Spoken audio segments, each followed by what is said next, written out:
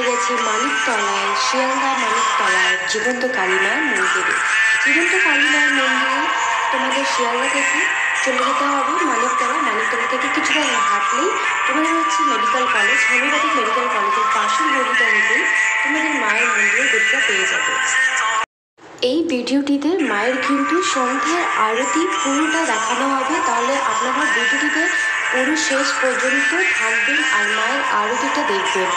আর আশা করি আপনারাও এই মন্দিরে দর্শন করতে যাবেন, জীবন্ত কালী মায়ের মন্দিরে। মা প্রচুর জাগ্রত, মায়ের একবার দেখা মাত্রই মনস্কামনা পূর্ণ হয়ে যায়। জয় মা শ্যামা।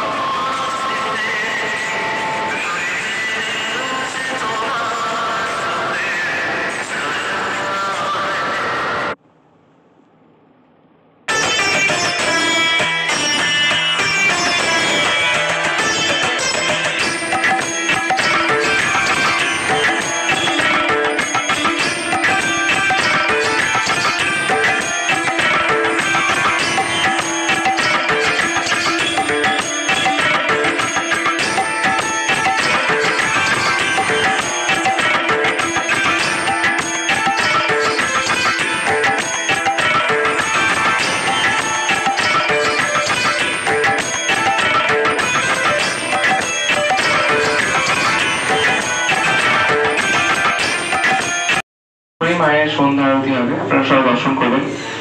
আর আগামী 7 তারিখ 7ই মে মঙ্গলবার মায়ের অমাবস্যা পুজো। আপনার মতো অনেকে জানেন যে এখানে অন্ধকারে মায়ের পুজো হয়, তাই অপরূপ দৃশ্য একবার দেখতে মায়ের কাছে অবশ্যই আসার চেষ্টা করবেন। আমি তো অনেক কিছু ভিডিওর মাধ্যমে বলি, আপনারা সত্যি দেখতে চান আপনারাও দেখতে পাবেন। সামনে আসুন মায়ের অমাবস্যা রাত্রে। আর আগামী 10 তারিখ অক্ষয় পাত্র উৎসব। আপনারা হয়তো অক্ষয় পাত্র উৎসবের কথা শুনেছেন কিনা জানি না, আমি ভিডিওর মাধ্যমে অনেক জায়গায় বলার চেষ্টা করেছি, আপনাদের কাছে পৌঁছাবে খুব তাড়াতাড়ি আরো ভালো করে।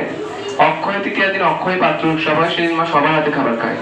উঁচু জাত নিচু জাত ব্রাহ্মণ অব্রাহ্মণ বলে কিছু নেই, সবাই মাকে রান্না করে খাবার দিতে পারে। যে মা কোনদিন অন্নদান করে দেয়, রান্না করে দেয়, তার বংশে কোনদিন খাবারের কষ্ট হয় না। তাও সকাল 7টা থেকে দুপুর 12টার মধ্যে সে খাবার নিয়ে আসতে হবে। আর এই দিন মাকে সোনা দান করা হয়। আপনারা হয়তো অবাক হবেন যে আমি কি করে দান করবো।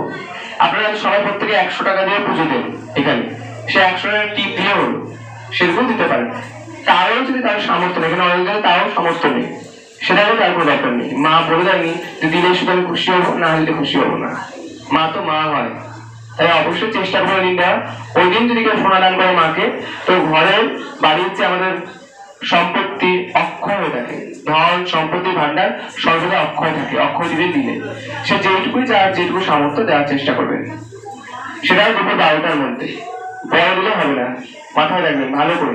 সবকিছু দুপুর 12টার মধ্যে। যারা ভোগ দেবেন আর যারা মাকে যেটুকু পারবেন সোনা দেবেন, তারা যে কোনো একটা মনোবাঞ্ছা বলে এই আঁচলে গিট বাঁধবেন, গিট বেঁধে রান্না শুরু করবেন। রান্না করার পর সেইটা এখানে আসবে, এখানে পাত্র রাখা থাকবে, অক্ষয় পাত্র বলে সেই পাত্রটার নাম।